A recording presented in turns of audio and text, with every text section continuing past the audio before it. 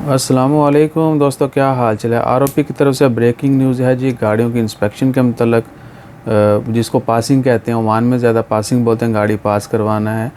तो आज 12 जून 2022 इतवार का दिन है। आज से ये सिस्टम दोबारा फ़ाल हो चुका है। यानी 10 साल से पुरानी गाड़ी जो है उसको पहले पास करवाना होगा। इंस्पेक्शन सेंटर पर लेके जाते हैं, वहाँ पर इंस्पेक्शन होती है।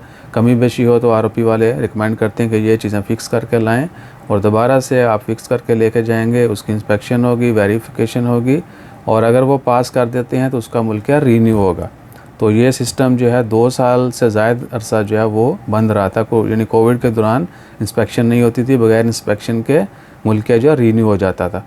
तो अब जो है वो सेंटर दोबारा ओपन हो चुके हैं। लिहाजा जितनी भी 10 साल से पुरानी गाड़ियाँ, यानी ओमान में स्टैंडर्ड जो है वो 10 साल वारंटी होती है गाड़ी की। उसके बाद आपको शुरता सेंटर पे लेके जाके, जो स्पेसिफिक सेंटर है वहाँ पे लेके जाएंगे। गाड़ी की इंस्पेक्शन होगी और उसको प्रॉपर चेक किया जाएगा। जो भी कमी बेशी है वो आपको बताएंगे या फ़िक्स करें। अगर गाड़ी ओके है तो वो इमीडिएटली यानी आपको उसकी पासिंग मिल जाएगी। अदरवाइज़ प्रॉब्लम जो है वो फ़िक्स करने के बाद आपको उसकी पासिंग जो है कंप्लीट करवाना होगी।